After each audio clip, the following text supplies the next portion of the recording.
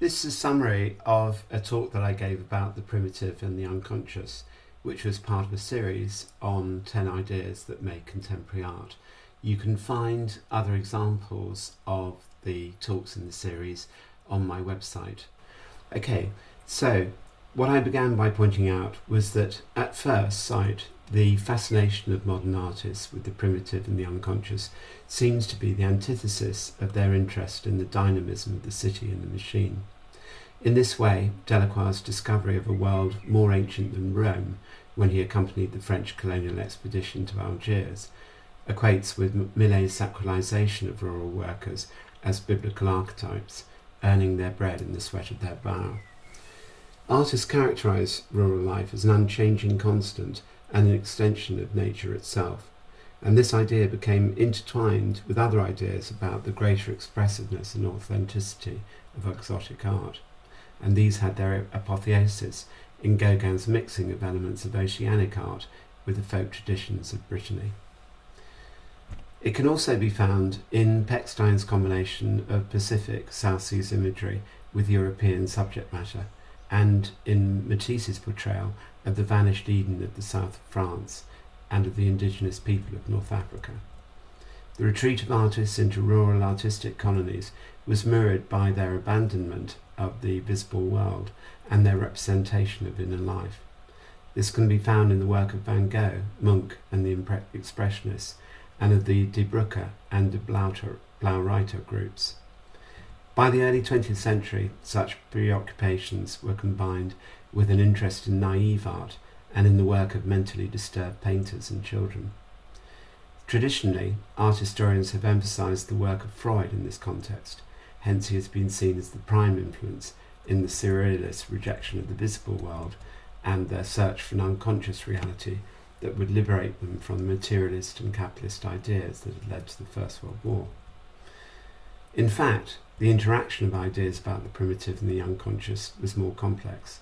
This was true of the fashion for Japanese prints at the start of the European recession of the 1870s, when the continent was seeking to distract its populace through the consolidation of its colonial empires.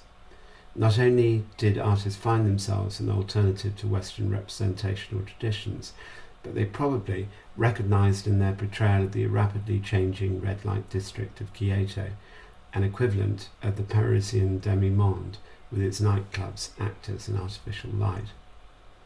In the same way, the early 20th century writers such as George Simmel, who described the effects of the city on the individual in the metropolis of mental life, were probably more important than Freud in their influence on artists. Not only do such ideas provide a context for the work of the Cubists and Futurists, but they are in tune with James Joyce's Ulysses and with Virginia Woolf's Mrs. Dalloway. After the First World War, many surrealist artists used the unconscious to express truths about the reality of political and social conditions. This is true of the anti-bourgeois sentiments of René Magritte and Max Ernst, or the focus on male fears of female sexuality in the work of Dora Carrington and Dorothea Tanning. Artists such as Arp and Miro used biomorphic imagery to represent the continuum of human nature with other kinds of organic life. In this way, their work is analogous to the social cohesiveness sought by the progressive exponents of geometric abstraction. In the same way, Henry Moore or Barbara Hepworth's references to archaeology had their equivalent in the preoccupation with the distant past, which was a vital part of Britain's collective identity in the 1930s.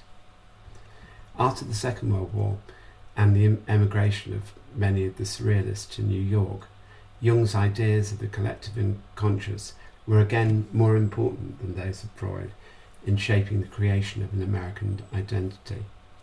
Jackson Pollock combined the mythic themes of Moby Dick and Hiawatha with the influence of American Indian sand painting, the surrealist's automatic processes, and his response to the minutiae of nature after his move from the country to the countryside from New York.